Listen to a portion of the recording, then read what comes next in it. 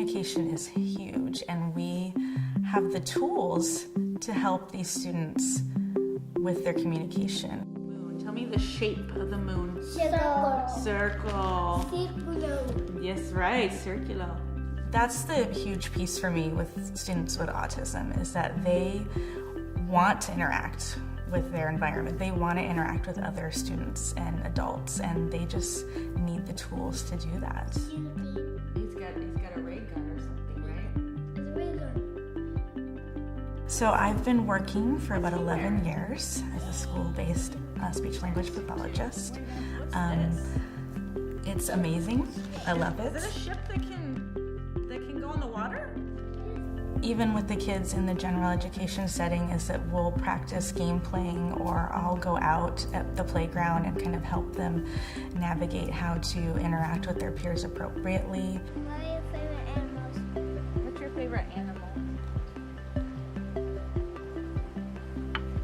Your favorite animal?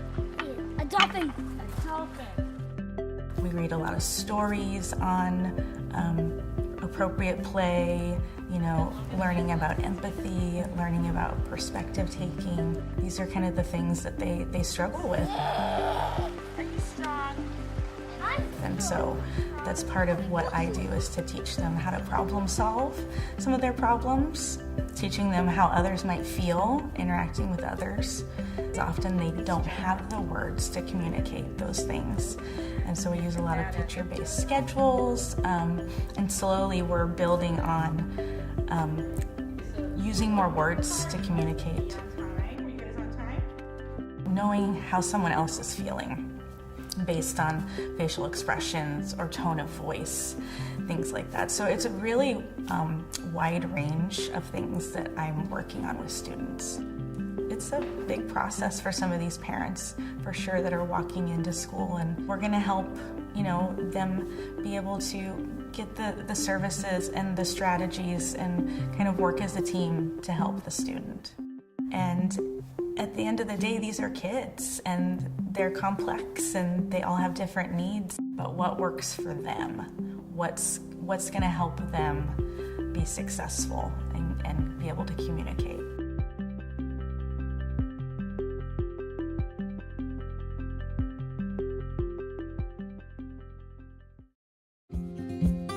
Can you look at Paige's face?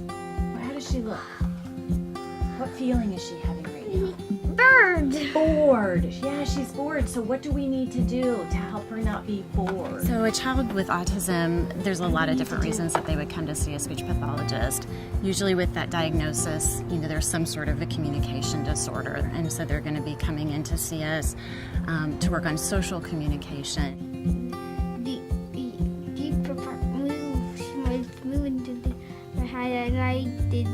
We often see children with autism who have apraxia too. That can be a subcomponent of the autism.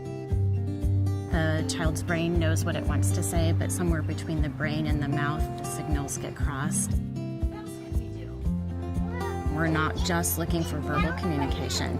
We're looking for your gestural system. We're looking for pointing. We're looking for, can they develop some signs that will help them? We're looking for that engagement. Are they looking at you? Are they following you? Are they imitating you? So, communication comes in so many forms. I want to be blue, not green. I want to be green. This one is mine. Nice job using your words, Chance. Good job, you guys. You see that where their frustration decreases because they were able to say something to a parent or to a therapist and get what they wanted, or the person understands what they were trying to say. I think there's nothing more rewarding than that. Chance, we're gonna finish up our emotions on the computer here. Whenever I start therapy, I always try to make it the child's agenda, not as much my agenda, and I'm going to work my goals into their agenda. And that's just a philosophy I really believe in. If you have a child that's interested in what you're doing, you're going to make a lot more gains with them than if it's something you want them to do and it's not in their interest zone. So who's youngest? Paige. And who's oldest? you.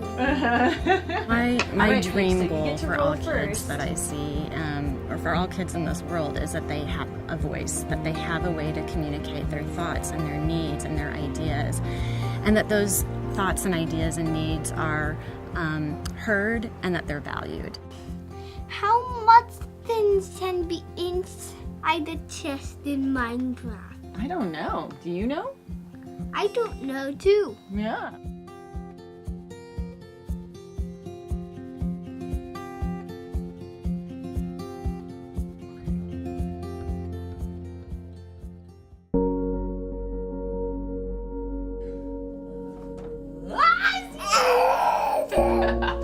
When we think about interaction and communication, for a little kid, play is huge. It's at the center of that.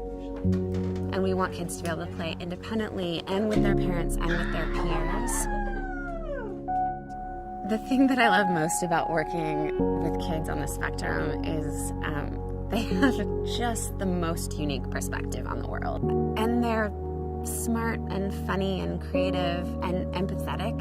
I think oftentimes we don't think of them as being empathetic. Go to sleep there. So one of the things that I get to do every day with play is get down on the floor with them and follow their lead with it.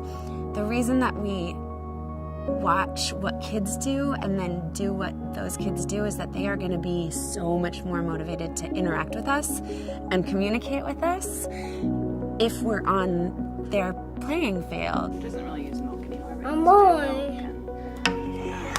all done.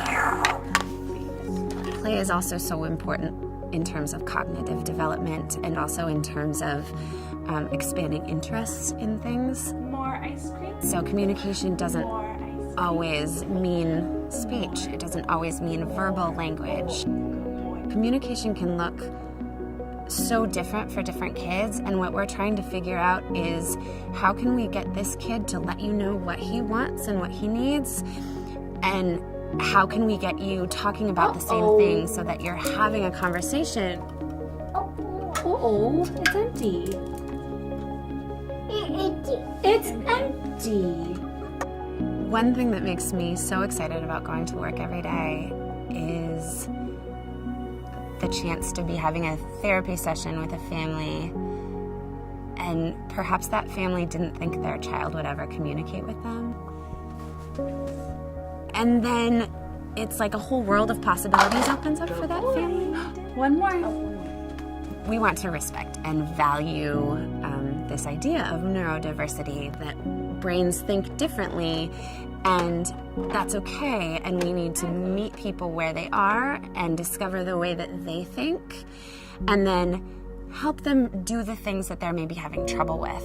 Starting with the child's perspective and what the child wants is really just it's the foundation of everything we do. It motivates them, it helps them engage with us, and it helps them feel valued.